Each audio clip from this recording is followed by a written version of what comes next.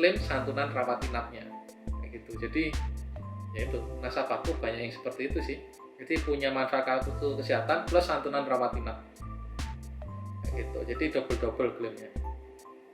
Ada juga nasabahku di perusahaan lama yang perusahaan selain Allianz, dia punya kartu kesehatan di perusahaan lain, dia juga beli santunan rawat inap di Allianz. Jadi kalau masuk rumah sakitnya dibayari kartu kesehatan perusahaan lain itu, nah dia juga ngeklaimkan di Allianz kayak gitu. Jadi double klaimnya cairnya kayak gitu. Oke. Ya.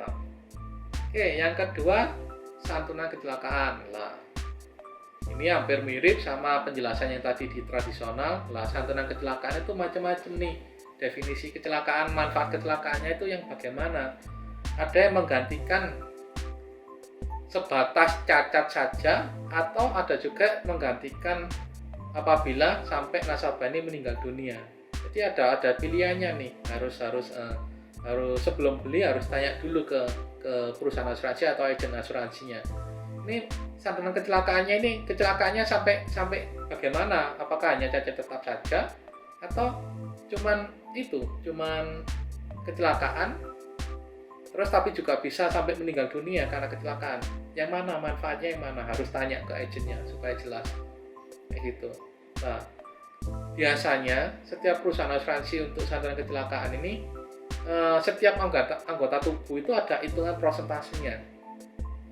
Jadi definisi kecelakaan, kalau sampai nasabah ini cacat tetap itu adalah kehilangan fungsi. Jadi benar-benar gak berfungsi. Contoh mata karena kecelakaan di pabrik, akhirnya nggak bisa ngelihat, buta. Ya udah, berarti santunan cacatnya akan cair. Gitu. Kalau buta satu mata, biasanya dihitung uang pertanggungannya akan cair 50%, santunannya akan cair 50%. Kalau sampai dua anggota tubuh yang cacat tetap akan cair ya 100% santunan kecelakaan kayak gitu. Misal seseorang usia 30 tahun beli unit link isinya asuransi jiwa 1 miliar, terus punya kartu kesehatan, terus punya santunan kecelakaan 500 juta, ternyata di pabrik beneran kecelakaan nih. Jadi matanya kena mesin, dua mata akhirnya kehilangan fungsi. Lah, kalau udah kehilangan fungsi dua mata akan cair santunan sebesar 500 juta. Atau ternyata yang kena cuma satu mata. Kalau satu mata ya hitungannya 50%, jadi yang cair santunannya adalah 250 juta. Nah, pada saat tadi kecelakaan mata itu tadi kena mesin, kan masuk rumah sakit. Lah, masuk rumah sakitnya dibayari oleh proteksi kesehatan atau santunan kesehatannya. Jadi banyak yang mengcover. Banyak itu artinya di-cover oleh kesehatan, oleh kartu kesehatannya, oleh santunan rawat inapnya, dan juga di-cover oleh santunan kecelakaan atau manfaat cover kecelakaan seperti itu. Jadi harus jelas kecelakaannya, produknya ini cuman mengcover sejauh cacat tetap atau sampai meninggal dunia, harus tahu. Gitu, harus ditanyakan di awal sebelum kontrak polis asuransi ditandatangani. Itu. Oke. Riset lagi, kurang 5 menit. Siap. Wis tak end meeting, langsung join ya teman-teman. Oke, yang tadi ada proteksi kesehatan, ada manfaat proteksi tambahan kesehatan, manfaat proteksi tambahan santunan kecelakaan. Terus yang ketiga kita akan bahas manfaat proteksi tambahan santunan sakit kritis. Nah, untuk santunan sakit kritis ini fungsinya amat sangat krusial. Dan menurut saya pribadi, setiap orang harus punya manfaat proteksi tambahan santunan sakit kritis nih. Kayak gitu. Kenapa? Karena berdasarkan survei WHO, khusus untuk yang di Indonesia nih, dari 10 orang yang meninggal dunia, sebelum meninggal, penyebab meninggalnya biasanya rata-rata karena sakit kritis.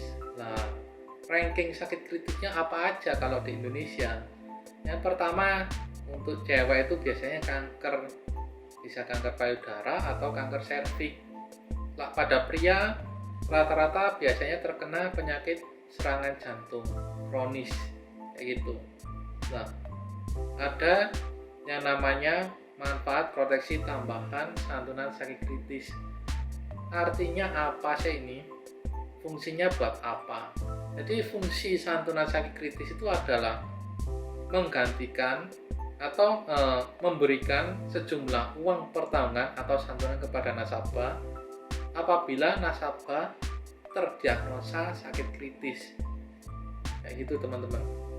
Karena kita tahu sendiri bahwa apabila ada orang yang kena sakit kritis, anggap ajalah jantung, harus pasang ring, maka biaya yang diperlukan itu tidak sedikit, biaya yang diperlukan itu sangat banyak kayak gitu.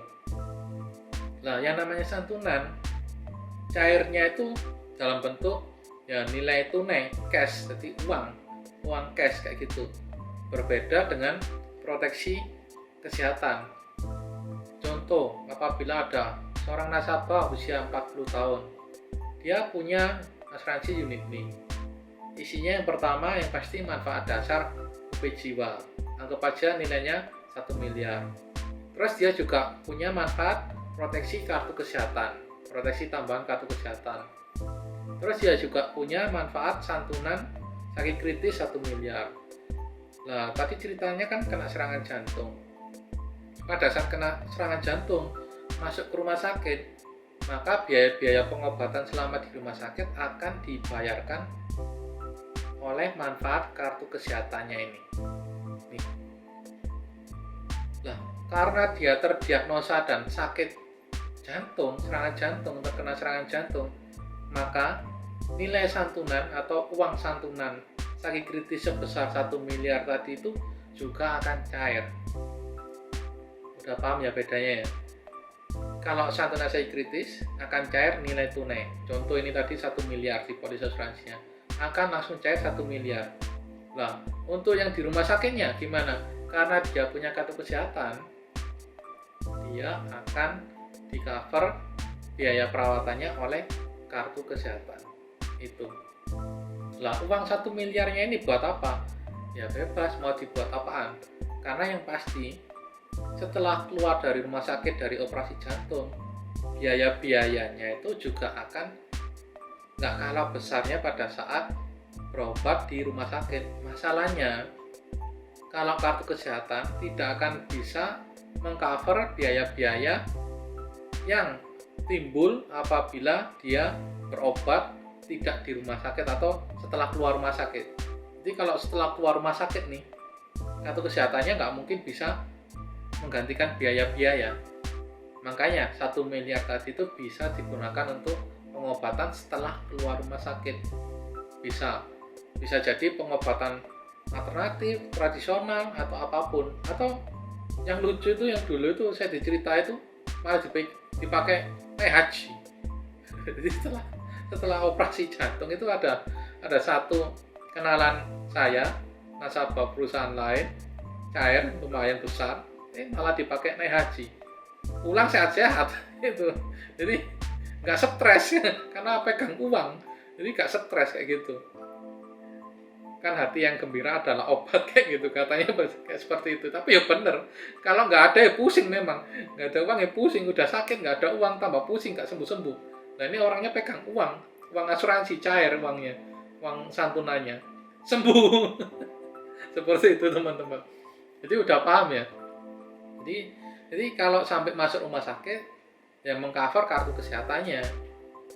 Tapi karena dia punya santunan, punya manfaat proteksi tambahan santunan sakit kritis, maka santunannya juga akan cair.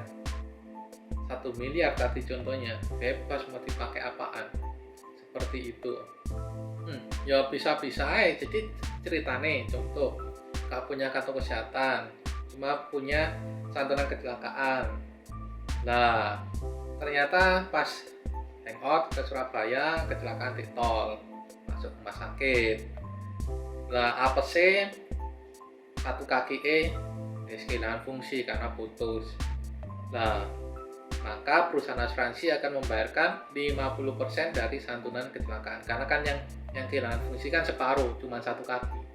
Kecuali kalau 2 kaki langsung cair 100%. Nah, selama berobat di rumah sakit, yang cover siapa ya? Nggak ada yang cover asuransi, karena dia kan nggak punya kartu kesehatan.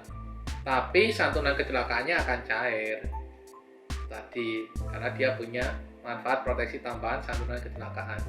Yo, anggap aja lah, pas kecelakaan masuk rumah sakit, belum punya uang, dipinjemi Umi, gitu. Lah setelah keluar rumah sakit, ya santunan kecelakaan kan cair, ya wis itu uangnya dibuat bayar uang pinjaman ke Umi tadi itu. Ya mirip-mirip, tapi tergantung sama perusahaan asuransinya, proporsionalnya berapa persen itu. Jadi ada yang menilai mata itu 50%, ada yang menilai mata ada yang menilai satu mata 50%, ada yang menilai satu mata 40%. Tergantung perusahaan asuransi kebijakannya bagaimana. Ada yang ngitung satu ruas jari ini, contoh kelingking hilang, kecepit mesin cetak misalnya gitu. Ada yang menilai hanya 5%, ada yang menilai 10%, tergantung perusahaan asuransinya bagaimana kebijakannya kayak gitu.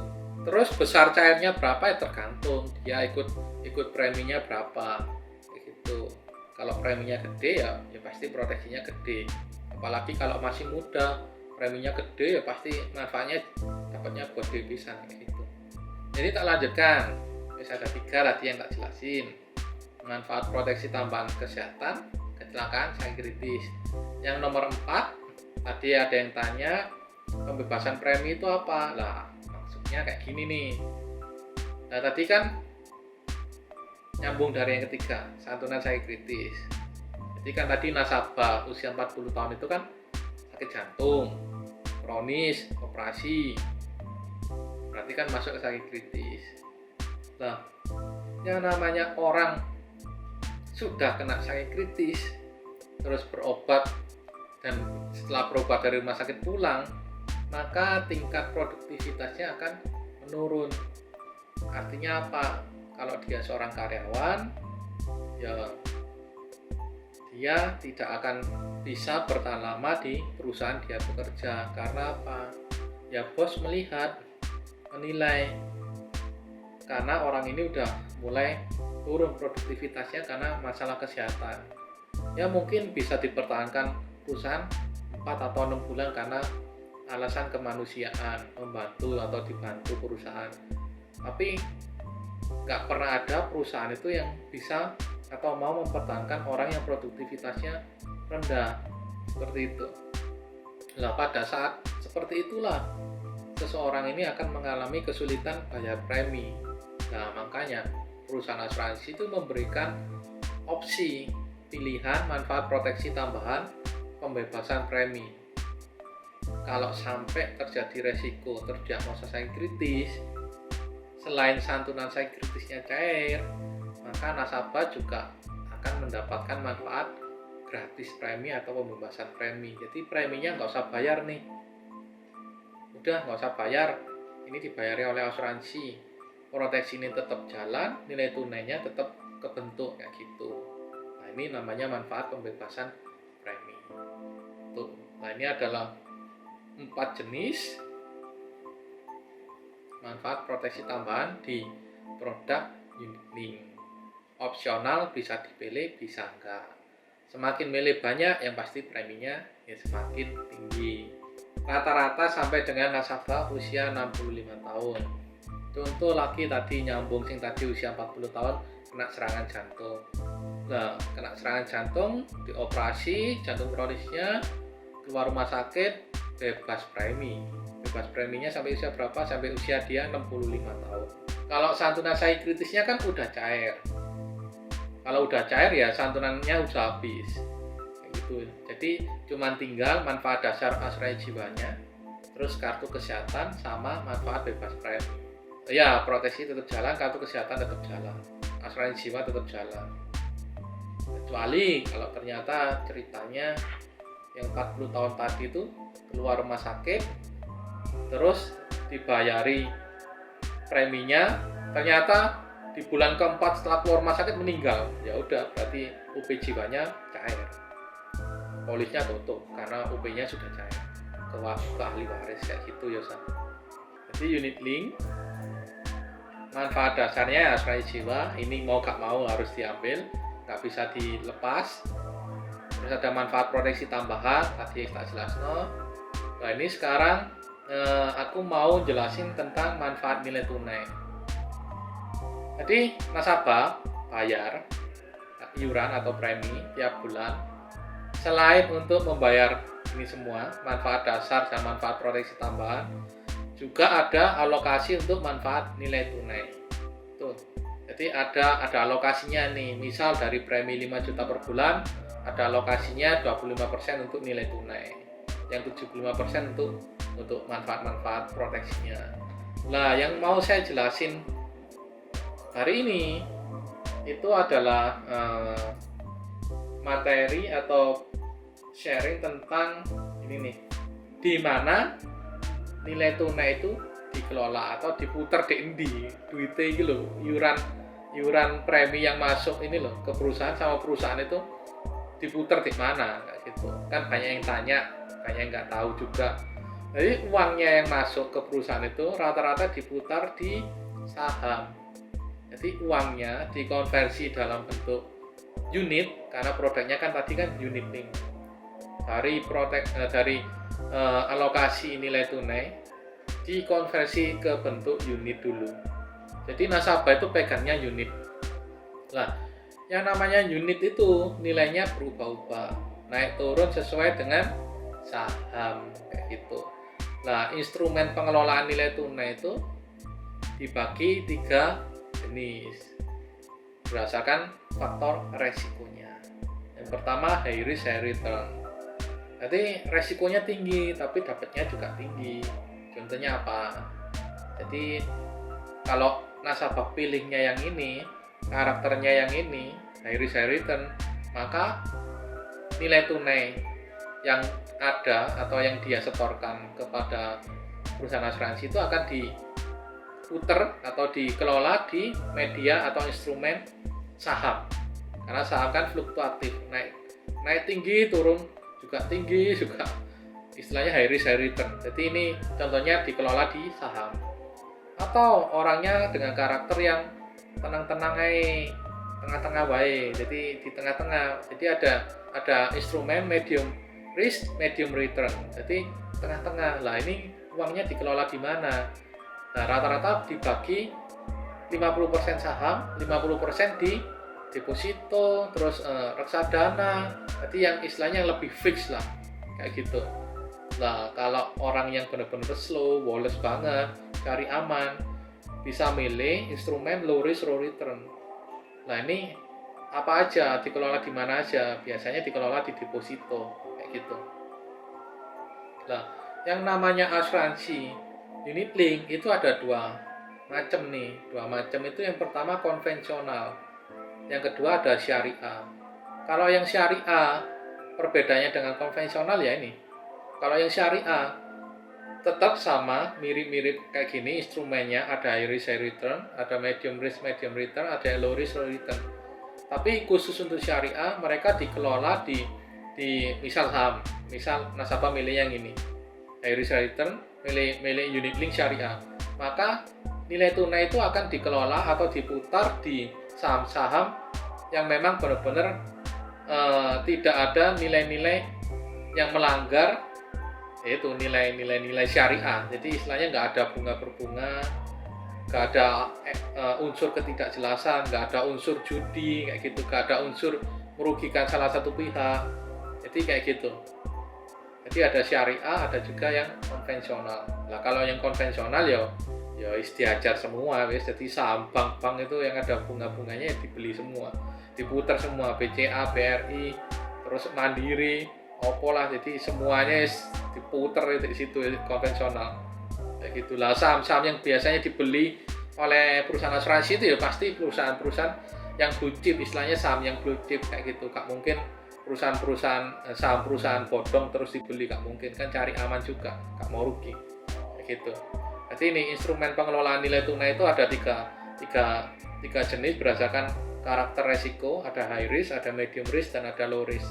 Milih, nasabahnya milih sebelum beli polis asuransi, sebelum tanda tangan kontrak polis asuransi, pilih dulu. Itu lah, kadang memang banyak agent yang gak menjelaskan nih.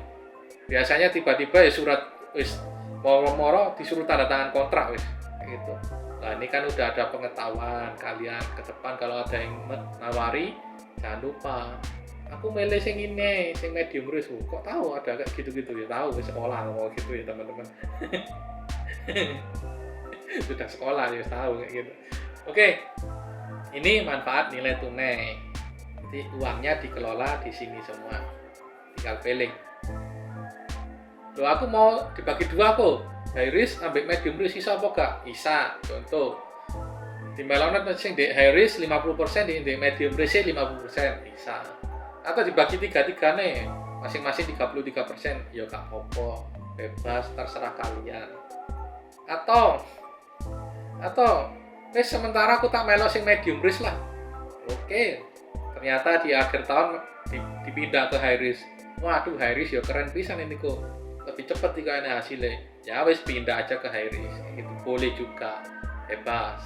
Jangan lupa ada beberapa perusahaan yang kena biaya itu, biaya perubahan, biaya switching istilahnya. Biaya perubahan instrumen. Itu. Oke, dari manfaat nilai tunai, instrumennya ada pertanyaan? Ya, ada baiknya diambil setelah tahun ke-10. Karena sebenarnya fungsi asuransi jangan lupa bukan untuk media menabung atau berinvestasi. Jadi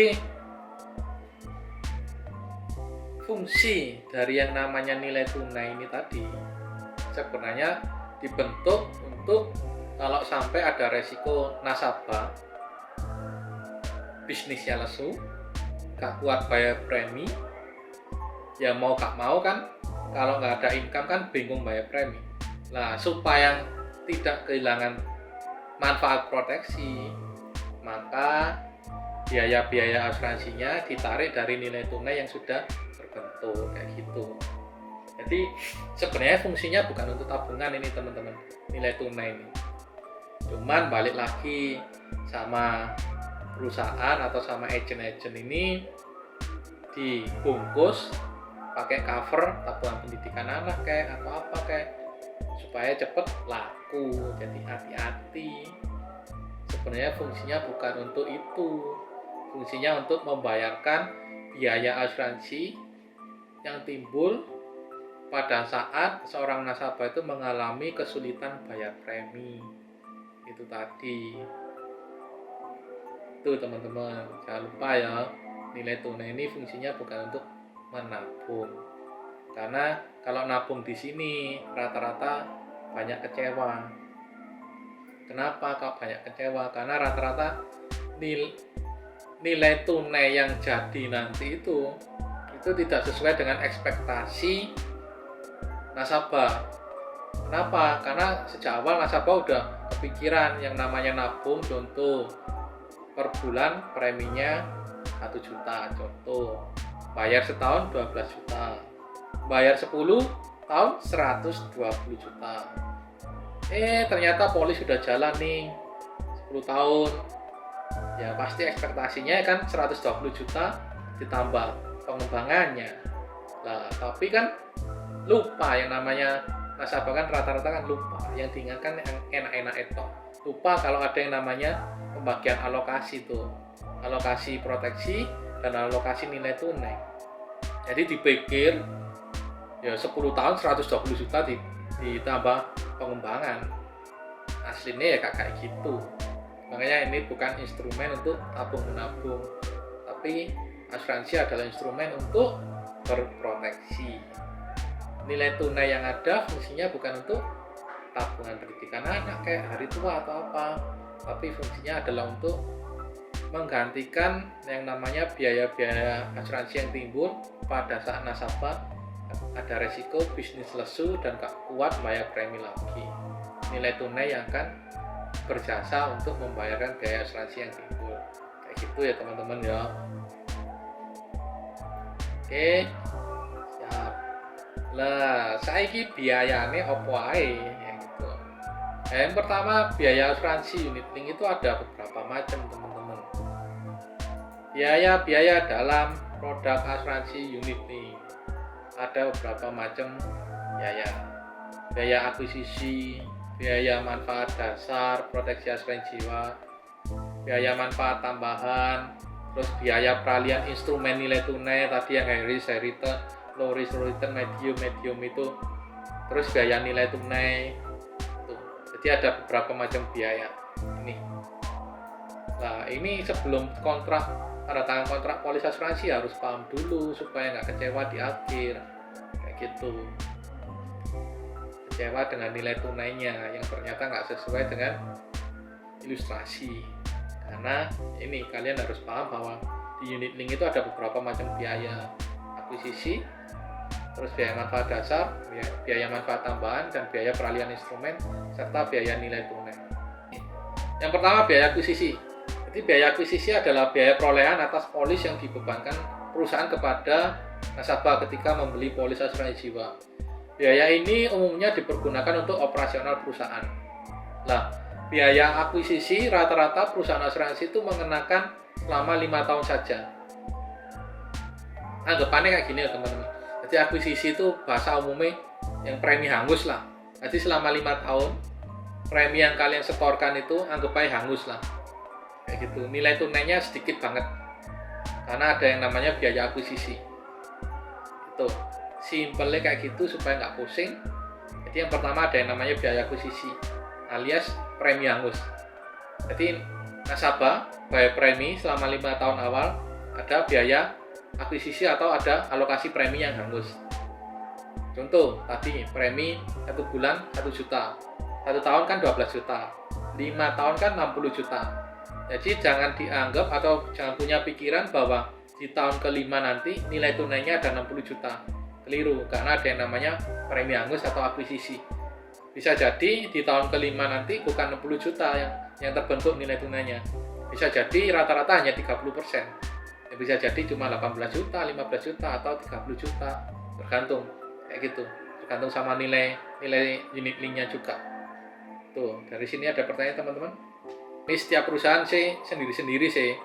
Pas ini tempatku, tahun pertama akuisisi ini cuma 75%. Jadi 75% premi hangus. Terus tahun kedua 40% premi hangus. Tahun ketiga 15% premi hangus. Tahun keempat 7,5% premi hangus. Tahun kelima 7,5% dari premi hangus kayak gitu. Tahun keenam 100% dari premi yang masuk kepada nasabah kepada perusahaan akan jadi nilai tunai kayak gitu. Jadi ada biaya akuisisinya. Nah, ini setiap perusahaan masing-masing sih. Ada yang tahun pertama gede 100%. Ada yang tahun kedua ya gede pisan, ya masing-masing sih, kebijakannya masing-masing kayak gitu. Oke, ini sekedar contoh aja. Terus ada biaya manfaat dasar nih.